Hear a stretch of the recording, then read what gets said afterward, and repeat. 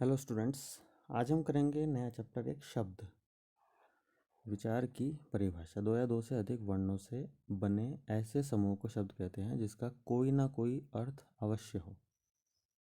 दूसरे शब्दों में ध्वनियों के मेल से बने सार्थक वर्ण समुदाय को शब्द कहते हैं।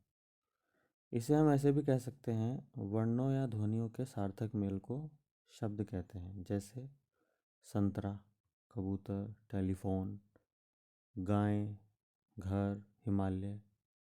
इन शब्दों की रचना दो या दो से अधिक वर्णों के मेल से हुई है और वर्णों के ये मेल सार्थक हैं जिनसे किसी अर्थ का बोध होता है। घर में दो वर्णों का मेल है जिसका अर्थ है मकान जिसमें लोग रहते हैं।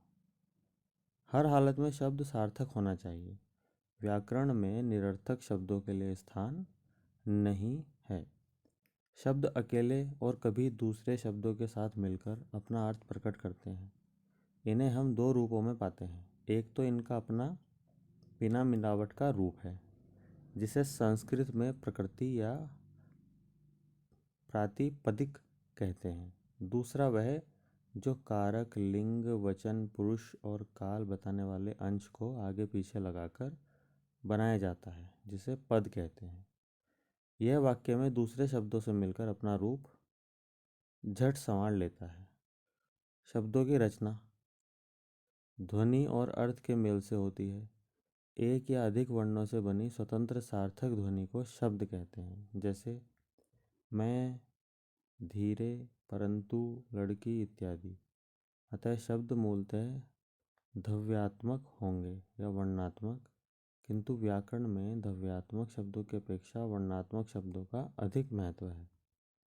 वर्णात्मक शब्दों में भी उन्हीं शब्दों का महत्व है जो सार्थक है, यानी कि जिनका कोई ना कोई अर्थ है, जिनका अर्थ स्पष्ट और सुनिश्चित है। व्याकरण में निरर्थक शब्दों पर विचार नहीं होता। शब्द और पद। यहाँ शब्द और पद का अंतर समझ लेना चाहिए। ध्वनियों के मेल से शब्द बनता है, जैसे प प्लस आ प्लस न प्लस ई, पानी। यही शब्द जब वाक्य में अर्थवाचक शब्द बनकर आए तो वह पद कहलाता है। जैसे शब्द और पद। यहाँ शब्द और पद का अंतर समझ लेना चाहिए। ध्वनि के मेल से शब्द बनता है, जैसे प प्लस आ प्लस न प्लस ई, पानी। यही शब्द जब वाक्य में अर्थवाचक बनकर आए तो वह पद कहलाता है। जैसे पुस्तक लाओ। इस वाक्य में दो पद हैं, एक नामपद पुस्तक है और दूसरा क्रियापद लाओ है। शब्द के भेद। अर्थ, प्रयोग, उत्पत्ति और व्युत्पत्ति की दृष्टि से शब्द के कई भेद हैं। इनका वर्णन निम्न प्रकार है। पहला है अर्थ की दृष्टि से शब्द भेद। सार्थक शब्द, निरर्थक शब्द।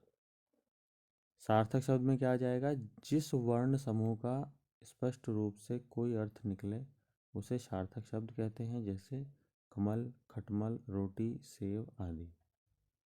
निरर्थक, जिस वर्ण समूह का कोई अर्थ ना निकले उसे निरर्थक शब्द कहते हैं, जैसे राटी, मीठा, ची, वाना, वोती आदि। कोई अर्थ नहीं होता, इसलिए इन्हें निरर्थक शब्द कहेंगे। प्रयोग की दृष्टि से शब्द भेद। शब्दों के सार्थक मेल से वाक्यों की रचना होती है और वाक्यों के मेल से भाषा बनती है। शब्द भाषा की प्राणवायु होते हैं। वाक्यों में शब्दों का प्रयोग किस रूप में किया जाता है, इस आधार पर हम शब्दों को दो वर्गों में बांटते हैं, विकारी शब्द, अविकारी शब्द।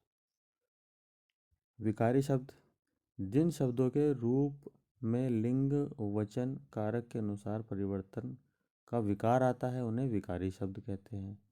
इसे हम ऐसे भी कह सकते हैं, विकार यानी परिवर्तन। वे शब्द जिनमें लिंग, वचन, कारक आदि के कारण विकार आ जाता है उन्हें विकारी शब्द कहते हैं। जैसे लिंग लड़का पढ़ता है, लड़की पढ़ती है। वचन लड़का पढ़ता है, लड़के पढ़ते हैं। कारक लड़का पढ़ता है, लड़के को पढ़ने दो। विकारी शब्द चार प्रकार के होते हैं: संज्ञा, सर्वनाम, विशेषण, क्रिया। अविकारी शब्द जिन शब्दों के रूप में कोई परिवर्तन नहीं होता उन्हें विकारी शब्द कहते हैं। दूसरे शब्दों में अ प्लस विकारी यानी जिनमें परिवर्तन ना हो, जैसे शब्द जिनमें लिंग वचन कारक आदि के कारण कोई परिवर्तन नहीं होता अविकारी शब्द कहलाते हैं, जैसे परंतु, तथा, यदि, धीरे धीरे, अधिक आदि। अब अविकारी शब्द 4 प्रकार के होते हैं: क्रिया विशेषण एडवर्ब, संबंध बोधक प्रीपोजिशन, समुच्चय बोधक कंजंक्शन, विस्मयादि बोधक इंटरजेक्शन। ये किया आज हमने शब्द वाला एक चैप्टर, एक पार्ट व्याकरण में। नेक्स्ट वीडियो में हम करेंगे उत्पत्ति की दृष्टि से शब्द भेद। तब तक के लिए आप पढ़ते रहिए और आगे बढ़ते रहिए। मिलते हैं नेक्स्ट वीडियो में।